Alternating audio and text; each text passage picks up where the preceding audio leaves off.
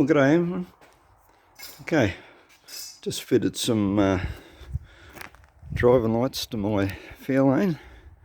They're only temporary fitted at the moment because I've still got to clean up and paint things, and yeah, I'm about to change the whole front anyway. I've got my spare front end.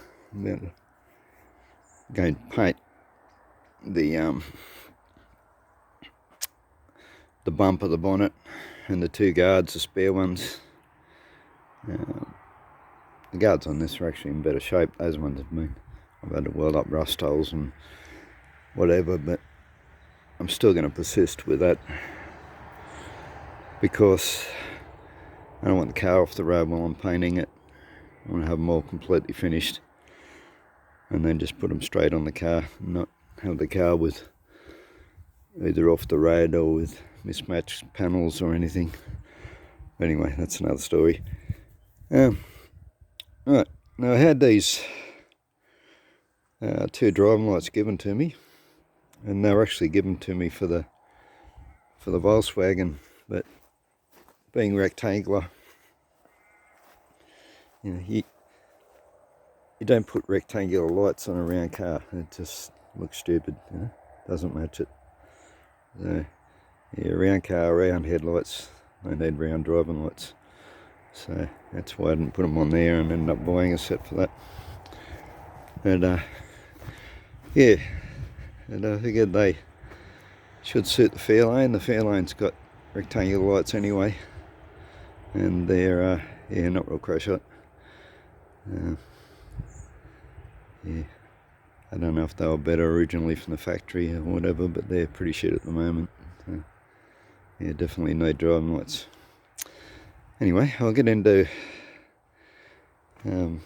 showing what I did to mount them. I didn't want to drill holes in the bumper. I thought about making a, you know, like a nudge bar or something to sit them on coming up around the front, but I didn't really want to go to that trouble either. And you know, when you make something too, you either have to spend a lot of money chroming it or you have to paint it black, and yeah, I didn't want a black nudge bar on this. So I've come up with another idea, and yeah, I've managed to hook it around the back of the bumper. I'll just pop the bonnet and I'll show you.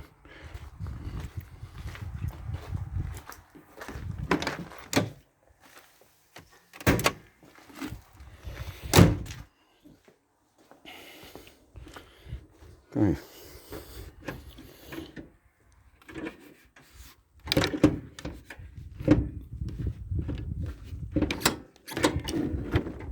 Okay, they're catching on the lights. Well, there's something else I'm going to have to do. I'm going to have to modify that.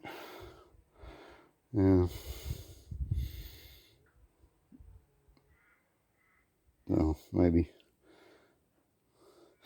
Yeah. Yeah, I've got them to fit past the bars, but obviously I've got the lights too far back. Might elongate the holes a little bit. When I get it finally mounted on the other front end, this won't be an issue because at the moment, and without turning you upside down, I'll try and get in there. Under here,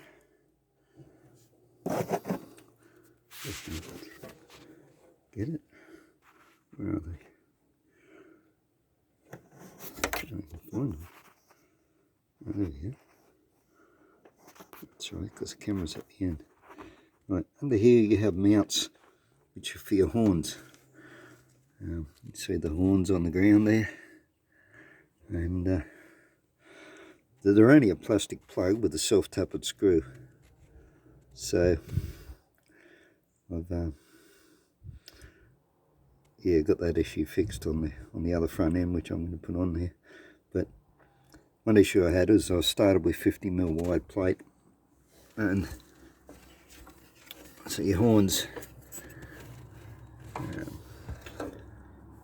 clip around the sides, and they're only 40mm, so I've had to cut the plate down to 40mm so they'll fit over okay.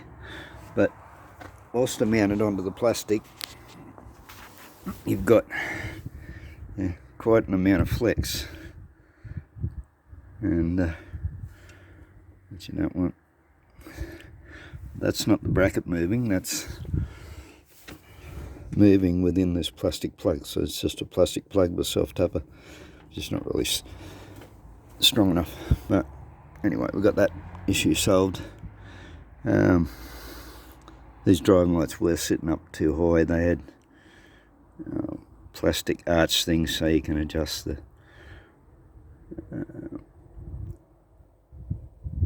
the horizontal, but yeah, I think if the horizontal's not perfect, I'll just twist the bracket a little bit. I'll get around that. So yeah, I actually took out the plastic, welded the bolt in there. That was the other issue, was getting the spanner in, 2 spanners to do it up. So yeah, welded the bolt into the mount. I'll dress that up. I'll probably put a little bit of putty on that actually before I paint it, just to make it look nicer. And yeah, so we've got it hooked down underneath, and hang on, I'll actually take that off. I'll take that off and show you. It takes a sec to get it off.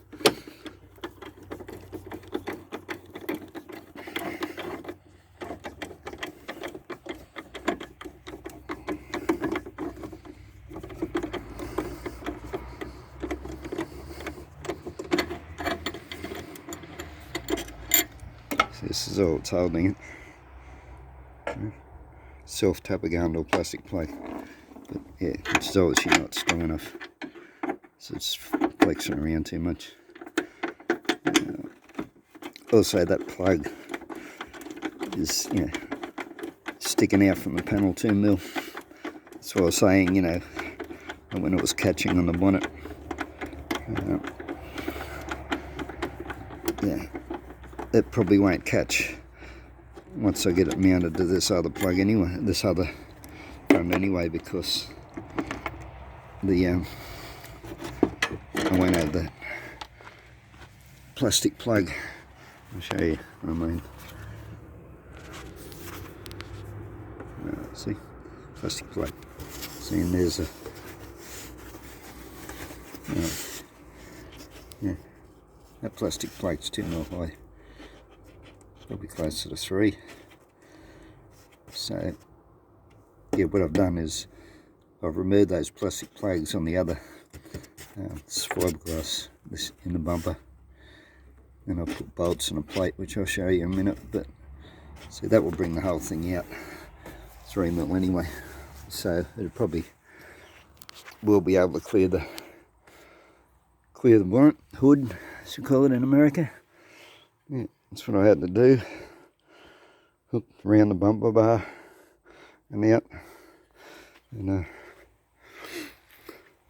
yeah, I'll show you on this front end. This is sort of not that difficult.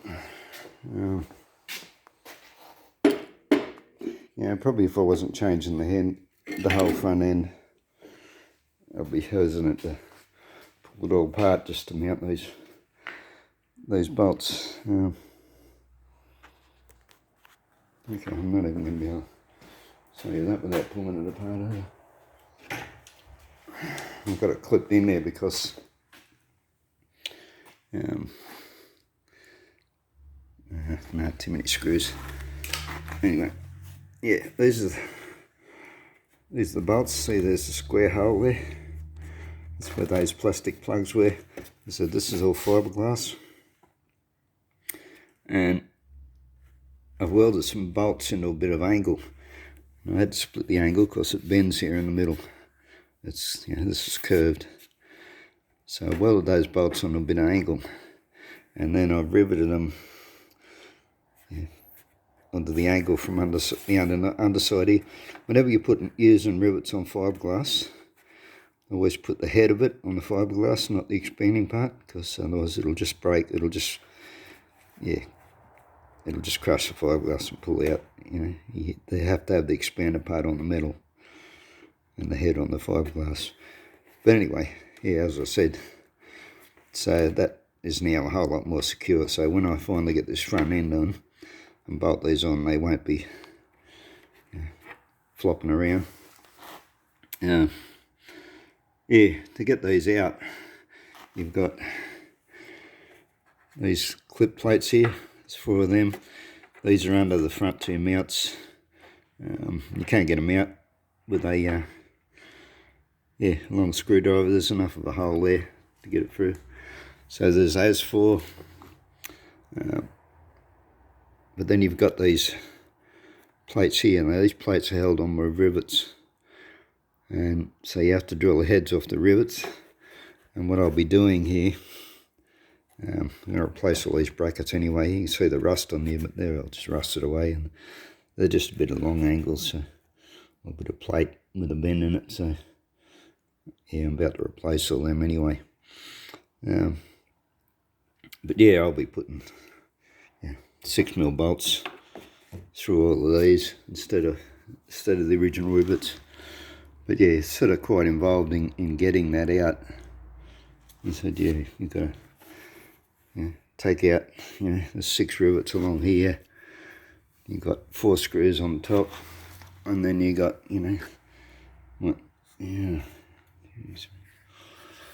7, 8, 9 screws down the bottom. And then this whole inner piece pulls out of the plastic. So, yeah, as I said, this is the whole front end. I'm in the process of painting that now, putting it on. Yeah. I think I'd say with driving lights, these are only a single wire, which means they earth back through the body, which isn't going to work to begin with because it's bolted to fiberglass, it's not bolted to metal. So yeah, there's no way that'll work. And normally in this situation, I would run a second wire, I'd pull it apart, and run an earth wire from the internal metal of the driving light or whatever electrical unit you're putting on, because for one, you have, if you're painting everything up and you're putting these things on, they're probably designed to go on the chrome bumpers or something, but they're probably pretty old. But the issue you got is, unless you've got bare metal between where it bolts on, it's not going to earth. And then your bare metal's going to go rusty, so eventually they're not going to earth anyway. So you're just setting yourself up for a problem. So yeah, you're far better off to run a separate earth wire on anything like this. So, and the other thing too is when I wire them up, whenever I've used run them to a switch, I've never ever used a switch. You turn them on and the switch just stays on, because if you want your high beams on, you want your driving lights anyway, so it's pointless having a switch. You just run them from a relay direct to your high beam, so that every time you put your high beam on, they come on. So yeah, and anyway, I think that's just about covers it. So pretty sort of involved sort of thing, but yeah, that's sort of the only thing I could come up with. To make something that doesn't look ugly to mount these lights on. And, the other thing I wanted to mention, I